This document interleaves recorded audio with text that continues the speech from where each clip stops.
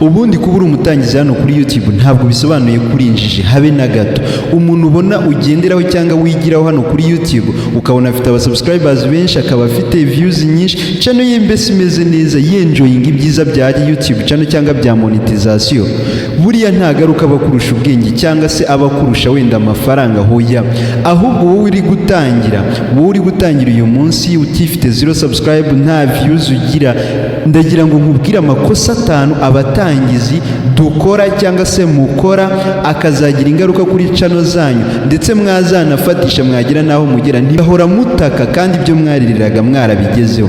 Ngiye kubafasha koza mu mitwe yanyu, kuko muri iyi video nta kintu na kimwe ndi bukubwire ngo kanda aha ngo kanda hoya, ahubwo icyo tugiye gukora isuku mu mutwe, niturangiza dukore business ya YouTube iri pure, imeze neza nk'aba content creators. Ndagira ngo wikuremo ko kuba uri umutangizi urinjije, ntabwo urinjije, nanjye uri kukwigisha ntabwo nkurusha ubwenge. Ikintu nshobora kuba nakurusha none ahangaha ni experience muri ibi ngibi turimo bya YouTube, ariko nawe mu buzima busanzwe hari ibindi undushaho experience. Rero ndagira ngo ayo makosa nituyavugaho wumve rimwe kurindi, irya kabiri, irya gatatu, irya kane, nurangiza urebemo ibyo usanzwe ukora uhita ubikura mu nzira nk'umuntu koko nizeye ko afite ubwenge cyangwa se afite ubushobozi bw'umutwe we umuha ibitekerezo bizima. Ndagira ngo dukore isuku mu mutwe, binyemerere umbwira uti reka dukore isuku, hanyuma reka tubane. Nge nitwa Gatari Fred, wowe witwa nde? Kambibutse ko tubana na icyanzu.com. Nimvuga icyanzu.com jya wumva umufatanyabikorwa wawe muri video zawe za buri munsi. Nimba ukeneye ibikoresho bifite karite, bana na icyanzu.com, ugurira ku icyanzu.com, kuko ibi ngibi dukoresha ni nabyo nshobora kuguha naguha cyangwa se nkaguha ibi. Ni ukuvuga ngo kubera ko twe ducuruza ibikoresho by'aba content creators gusa, ni nayo mpamvu tugira ubushobozi bwo guhitamo ibifite karite kuruta ibindi. Niyo mpamvu yuje tukaguha igikoresho buri gihe uba successful, biturutse ko ikibazo wari ufite uba wagikemura. Icyanzu.com sinkivugaho ke byinshi, kubera ko mu content creator utaramenya ko icyanzu.com ari umufatanyabikorwa we nawe abagicumbagira, ntabwo ari muri abangaba tugiye kwigana, kubera ko abo tugiye kwigana bari smart. Andika eshatu muri browser yawe cyangwa muri Chrome yawe, eshatu icyanzu.com, ujye usura isoko ryanyu ugura ibikoresho witonze uherereye babikugezeho. Ikindi ushobora no guhamagara 0788 421133 bagahita babikugezeho aho uherereye. Ntabwo ducuruza ibikoresho gusa, ahubwo ducuruza karite, kugira ngo internet yawe izakubera igishoro, nuko nibura na duke ufite umenye igikoresho utuguramo. Icyanzu.com, your internet, your capital. Reka twihute cyane mbibutse ko tubana na Twika SMM, ikaba ariyo company nyarwanda igufasha kuzamura social media zawe, hanyuma ukazamuka ukamera nk'abandi. Niba ukeneye Instagram imeze neza, baraguha aba followers, baraguha likes, baraguha views ndetse n'ibindi bitandukanye, TikTok, Facebook ndetse n'ahandi. Twika SMM hano mu Rwanda ntiba compete, ahubwo barayoboye. Ni ukuvuga ngo uze kubahamagara waba uri mu Rwanda no mu mahanga, baragufasha kuzamura social media yawe neza, baraguha aba subscribers 1000 nibura kugira wuzuze kimwe mu bisabwa ngo ube monetize, bakugire inama. Rero bahamagare cyangwa ubandikire kuri nimero ngiye kubashyira hano kuri screen, kugira ngo uwari wese yibonere. Umwenda warahera waratabutse, nawe ushobora kwigererayo ukigishiriza inama. Nta mpamvu yo kugira ngo ugireyo, ahubwo wowe igireyo. Reka rero twihute dutangire tureba ayo makosa 5 dutangira dukora akazatugiraho ingaruka mu gihe kiri imbere. Sinshaka ko uyu munsi umuntu warebye iyi video azongera kugwa muri iri kosa. Ikosa rya mbere dukora hano kuri YouTube rikatugiraho ingaruka uyu munsi kuri channel zacu, rikazatugiraho ingaruka no mu gihe kiri imbere, no kugendera mu kigare, kugenda ngo runaka ubwo yakoze ibi ngo nanjye nabikora, sibyo? Nawe ugahita uza ukabyidubikamo. Umva ibintu bikubiye muri iki kintu, ako kantu gato yamvuze, umva ibintu byose birimo bikuviramo amakosa. Iyo uje kuko runaka yaje, ukora ibyo akora kuko ntukora ibyo akora. None hari n'igihe mureba ku ma TikTok, Instagram n'ahandi hatandukanye, ukabona umuntu yakoze akantu k'ububwa ka fake katanamusabye n'amasegonda 5, kagakundwa kakajya viral ahantu hose kakahagira. Noneho nawe ugahita uvuga ati ariko ibi nanjye byananira, tayari ugahita ubizamo. Iyo bijemo ka kantu kagakora nk'ake bikanga, birangira ukoza kandi nako wagakora bikanga, ugakora nk'aka runaka bikarangira nta content ugira. Uhuye n'umuntu ukakubaza ngo ukora iki kuri social media ukakibura, ugahura n'umuntu ukabona umuntu arazana akiyagira inama abantu, ugasanga nawe ngo wagire kwigira abantu, byakwanga ukaba ugiye mu gusengesha, ukaba pasiteri, byakwanga ukajya muri teke, ibyo bintu byose biturutse muri ka kantu ko kuza atari wowe uje, ahubwo uje kuko ari runaka wabonye yabikoze. Rero kuba hano kuri social media utagira content imwe umuntu yakwita, birangira bibaye zero, utangira nabi, ndetse n'iyo umaze kugenda usunika birangira nabwo uhora uhora uri umutangizi. Nayo mpamvu mpora ngufata nk'umunyeshuri ukiri muto. Hano dufite abanyeshuri bakuru bari mu byiciro bitandukanye, bakuru cyane, bamaze kugira intambwe batera. Rero kuki wowe uguma mu batoya kandi uri mukuru? Uri mu kihe cyiciro? Bituruka kutazi ngo uyu munsi nkora iki. Rero kuza mu kigare ni ikintu gituma uhora utangira, kuko jyewe uyu munsi nkoze ndigisha, uyu ejo mbonye amakuru agezweho mba ndayakoze, ejo mbonye wenda ijambo ry'Imana riri gukora nagezemo, huamaye ndinde. Rero ibyo bintu iyo ubikoze ugitangira nibyo bikuviramo za ngaruka zikomeye z'uko channel yawe nta muntu uzayizera, kuko araza agasanga ntabwo azi uyu munsi ibyo wakoze, ejo ukoze ibindi, hanyuma nawe ejo wamara kugira naho ugera birangira uri wa mu content creator wa fake, kabone nubwo waba ufite abantu bagukurikira. Rero katamo umurongo uvuga uti ndawukase ndabisibye. Ikosa rya kabiri abatangizi bakunda gukora rikabakurikirana cyane ugasanga ribagizeho ingaruka mbi, ni ukubona akavideo kawe kamwe cyangwa tubiri turebwe ugahita ubyimba. Iryo ni ikosa rya fake, kuko kuba wabonye miliyoni views cyangwa wabonye 500 views cyangwa 100 views ugahita ubyimba, uba wihemukiye, ndetse wagira ngo na YouTube irabimenye igahita ikatamo umurongo. Kubyimba hano kuri YouTube ni zero work, nimba wanabiteganyaga cyangwa warabikoze hita utangira uba umwana mwiza ubyibagirwe. YouTube nta muntu n'umwe ujya uyifatisha, nta n'umuntu n'umwe ujya uyibonaho views yifuza, twese duhora twifuza ziri hejuru.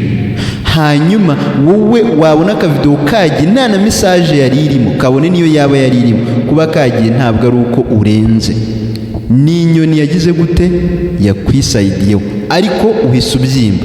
Ninjye urenze muri ibi bintu, nk'ubu nkaza nkabwira ngo ninjye mwarimu wa mbere, wamaye nta nubwo ndi mu ijana ba mbere mu Rwanda, oya, jyewe ndi ku mwanya wa nyuma mu Rwanda. Ariko icyo nshaka kubabwira, kubona views cyangwa se ukabona abantu barakubwira turagukunda n'icyo ukabyimba, uba urangiye kuri izi social media. Nimba rero ushaka kuzakora social media zawe neza mu gihe kiri imbere, bikagufasha ubu no mu gihe kizaza, gerageza umenye neza ko views wabonye cyangwa se urukundo abantu bagufitiye ari urukundo ukwiriye ku-exploit cyangwa se kubyaza umusaruro, warangiza ukabakorera neza kurushaho kuruta kubyimba. Uyu munsi jyewe kuba mbigisha suko harimo abankurikira bose baba batazi iyo biva niyo bijya, ahubwo harimo ababizi, ahubwo bavuga bati okay, Gatare ashobora kutwungura igitekerezo gishyashya. Nayo mpamvu ntashobora kubyimba kuri mwebwe, hari ibyo musanzwe muzi, hari igihe ariko nkungura igitekerezo gishyashya, niyo mpamvu rimwe na rimwe unkurikira. Rero umuntu ubyimba kuko yabonye utuviews, iryo ni ikosa ukwiriye gukatamo umurongo. Nimba byaranakubayeho cyangwa wateganyaga ko bizakubaho, zero, uzaflopinga mu gihe gito. Ikosa rya gatatu aba content creators bagitangira bakunda guhura naryo bakarikora, noneho rikazabagiraho ingaruka no mu gihe kiri imbere, ni ikosa ryo kwiga igice. Iki kintu ndagitindaho, kwiga igice, kuko jye ngifiteho n'ubuhamya. Kwiga igice ni iki? Ni ugutangira urugero uravuze ngo dore ukuntu bafungura YouTube channel. Okay, dore settings eshanu wenda zo wasettinga muri YouTube yawe. Warangiza uwo mwanya umuntu akikubwira ngo settings eshanu z'ingenzi ngo wafungura muri channel yawe ikayita ingo iboostinga, ugahita utangira kubikorana nawe. Nk'ubu nkaze nkatangira kuzikwereka, ugahita utangira gushyira mu bikorwa ibyo ndi kuvuga. Nakanda ukahakanda, nakanda ukahakanda, byarangiza video yarangira bikarangira nk'ubwiye ngo okay, ngo nta kibazo, ngo iyi video tuzayikomeza ubutaha, cyangwa se ngo ibi bintu ngo bikore witonze, ngo kubera ko bishobora kugira ingaruka kuri video yawe, kandi nyine igihe cyose wabikora nyine cyangwa se ugiye cyose wakoramo ikosa.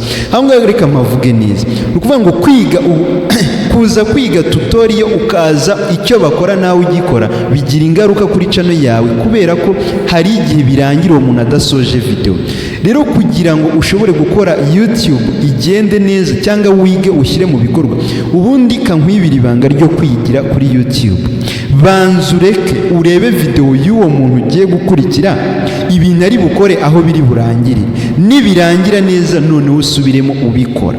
Kuko hano kuri YouTube uzahura n'abarimu benshi bishakira views, nk'ubu nkaza nkakora video nishakira views gusa. Icyo ndibuze gukora ndagukora introduction ikubwira uburyo ugiye kungukira muri iyi video, birangire nta kintu wungutse.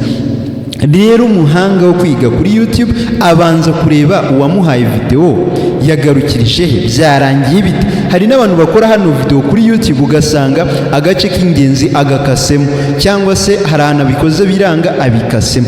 Wowe rero mutangizi, wowe victim, wowe rwose utazi iyo biva n'ibiyo bijye, iyo wamukurikiye birangira ibyo wakoze byose bigupfiriye ubusa. Rero iryo kosa rya gatatu ryo kwiga igice ni ribi cyane.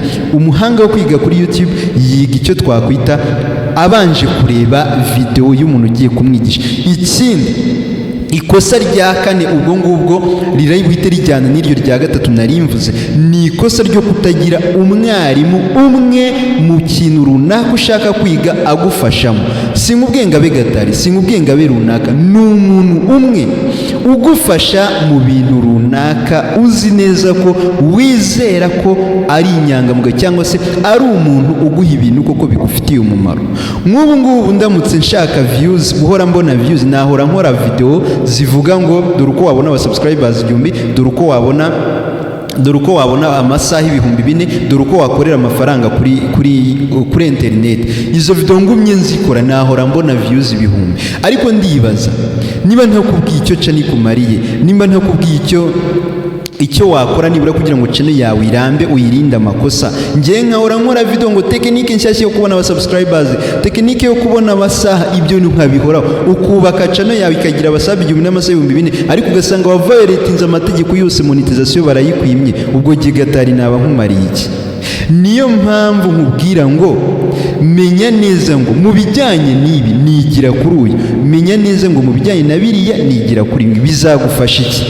Bizagufasha kuvuga ngo ariko uyu muntu turagendana. Nk'ubu hari abantu bandeba hano bamaze kumenya neza ko amavideo yanjye yose bayarebye, bavuga ngo iki nazajya avuga cyangwa azajya akora tuzajya tugendana. Uyu munsi bikaba bibafitiye umumaro, channel zabo zizamuka.